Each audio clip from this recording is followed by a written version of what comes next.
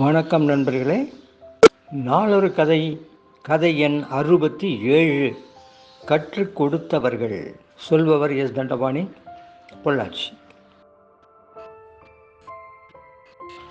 ஒரு ஊரில் ஒருவர் இருந்தார். அவர் சூபிங் ஞானி. பெயர் ஹாசன். அவருக்கு மிகவும் வயதாகிவிட்டது. அவருடைய முதுமை காலத்தில் அவரிடம் சிலர் வந்தார்கள்.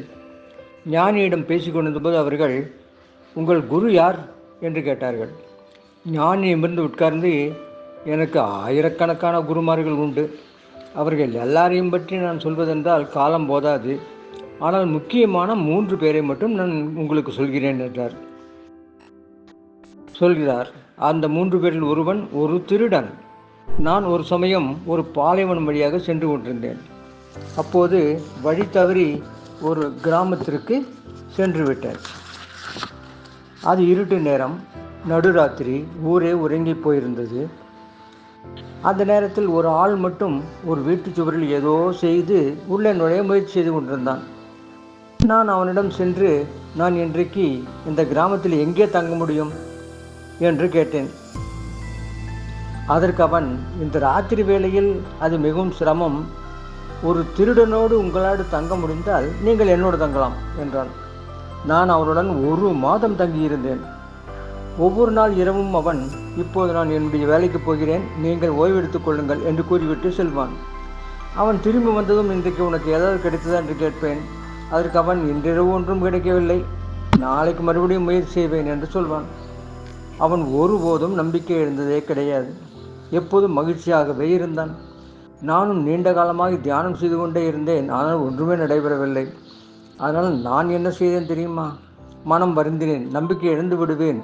இதுபோன்ற சமயங்களில் எல்லாம் அந்த திருடனுடைய விடாமுயற்சி தான் என் நினைவுக்கு வரும். அவன் முதல் குரு எனது. என்னுடைய 2வது குரு ஒரு நாய். ஒரு சமயம் எனக்கு மிகவும் தாகமாக இருந்தது. ஒரு நதியை நோக்கி போய் கொண்டிருந்தேன். அப்போது அங்கு ஒரு நாயும் வந்தது. அதற்கும் தாகம். அது ஓடி வந்து ஆற்றை பார்த்தது. நாயின் நிழல் ஆற்றில் தெரிந்தது.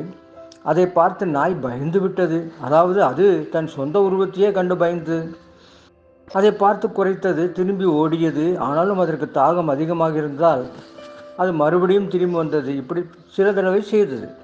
இருந்தாலும் கடைசியில் அது தண்ணீரில் குதித்தது. அப்படி குதித்தவுடனே அதனுடைய உருவம் மறைந்து விட்டது.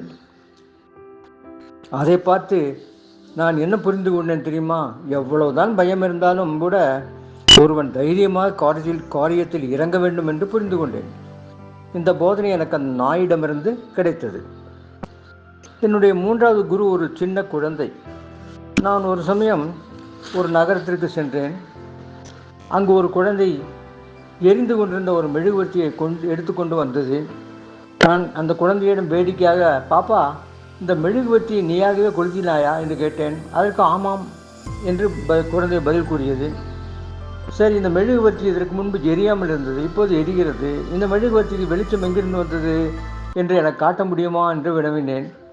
அதற்கு அந்த குழந்தை சிரித்தபடியே மெழுகுவர்த்தியை ஊதி அணைத்துவிட்டு, இப்போது இந்த மெழுகுவர்த்தியின் வெளிச்சம் போனதை பார்த்தீர்களா? அது எங்கே போயிற்று என்று எனக்கு சொல்லுங்கள் என்று என்னிடம் கேட்டது. அந்த குழந்தை அப்படி கேட்டதும் என்னிடம் இருந்த ஆணவம் அழிந்து போயிற்று. நான் படித்ததெல்லாம் இந்த வினாடியை சுக்குநூறாகிவிட்டது.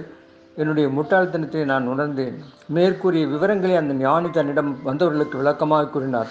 அதனால் நாம் இன்னாரிடமிருந்து தான் இதை கற்றுக்கொள்ள வேண்டும் என்பதில்லை. யாரிடமிருந்தும் வாழ்க்கைக்கு பயன்படக்கூடிய எதையும் கற்றுக்கொள்ளலாம். நன்றி. மீண்டும் நாளை மற்றொரு கதையுடன் சந்திப்போம். வணக்கம்.